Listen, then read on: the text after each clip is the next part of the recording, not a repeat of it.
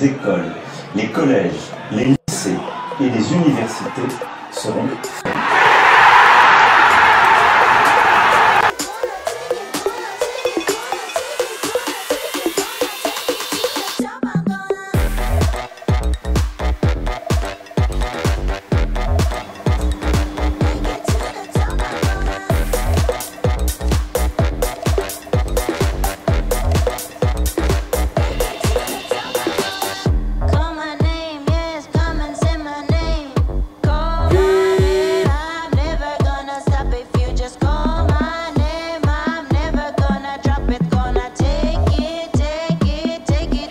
Bonjour à tous, alors bienvenue dans cette nouvelle capsule vidéo.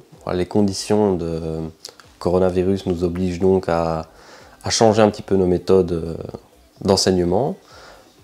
La mienne ne va pas tout à fait changer, je vais juste ajuster par rapport à ce que je faisais en classe et donc proposer à vous, mes élèves, mais aussi à d'autres professeurs, d'utiliser cette méthode pédagogique pour enseigner. Concrètement, je vais vous montrer dans cette vidéo un planning d'études, le planning de quarantaine comme je l'ai appelé.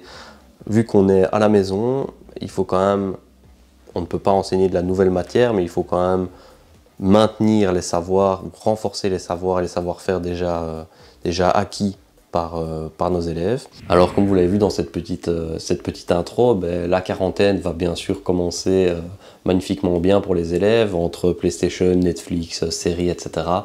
Voilà, ça va se faire plaisir, mais il y a un moment où il faut garder l'église au milieu du village et c'est quand même des semaines de cours qu'on perd.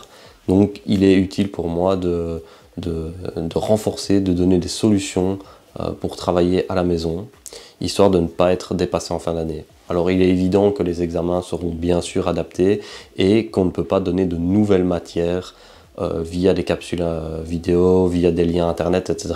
pour ne pas renforcer les inégalités. Un élève ne peut avoir un accès à internet ou avoir un problème de connexion, etc.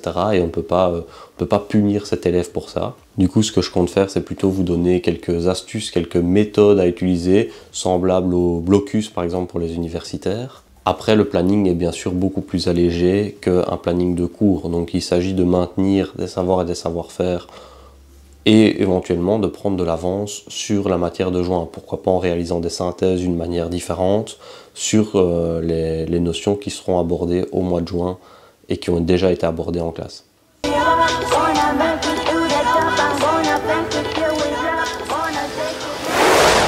Alors on se retrouve pour le planning. Qui dit cas particulier dit méthode particulière. Les savoirs et les savoir-faire seront visionnables directement sur YouTube. C'est la méthode que j'ai choisi d'utiliser.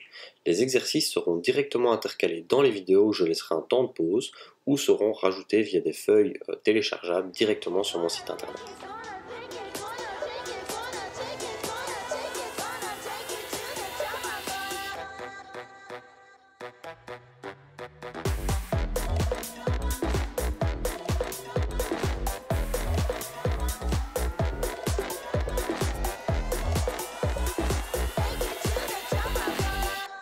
On peut regarder les vidéos de n'importe quelle manière. On peut très bien être dans n'importe quelle position, couché sur son lit, debout, assis, par terre, où on veut. On peut couper, on peut faire des pauses, on peut revenir en arrière si on n'a pas compris. Voilà, les méthodes sont diverses et variées et sont plus facilement assimilables que lorsqu'un professeur parle en classe et qu'on doit juste prendre note, mais il ne revient pas en arrière. La vidéo permet de faire cela et c'est un grand avantage. Alors, comment faire son planning?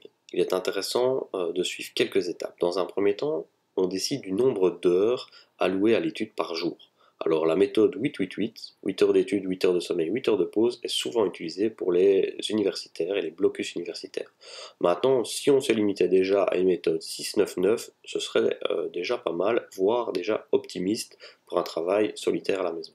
La deuxième étape est la suivante. Veillez à tenir compte des moments où vous êtes le plus efficace. Si vous travaillez plus efficacement le matin, bloquez un maximum d'heures le matin. Si c'est plus le soir, travaillez plus le soir. Ça n'a pas d'importance, comme on n'est pas tenu à un horaire école, on peut travailler comme on veut à la maison. Il est également important de se fixer des objectifs en début de journée. Tiens, par exemple, à la fin de journée, je dois avoir vu de telle page à telle page, ou je dois avoir fini cet exercice-là et celui-là. Et la dernière étape est l'auto-évaluation. Il est très intéressant en fin de journée de s'auto-évaluer, se demander si on a bien étudié. Par exemple en réalisant quelques exercices déjà faits dans le cours mais en cachant les réponses, ou en se faisant interroger par une amie, un ami, papa, maman. Voilà, il y a plein de solutions à ce niveau-là.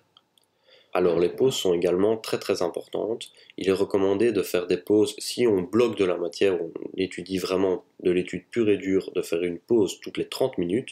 Si c'est plus d'exercice, on peut se limiter à une pause toutes les 60 minutes. Une pause, c'est plus ou moins une récré, on s'arrête 15, 20, 30 minutes, on va manger un petit bout, on se lève, on se dégourdit, etc. Pas commencer les séries Netflix, parce que quand on commence une série Netflix, après 50 minutes, on enchaîne sur l'épisode suivant, et puis sur le suivant, et puis sur le suivant, et puis on n'a rien fait de la journée.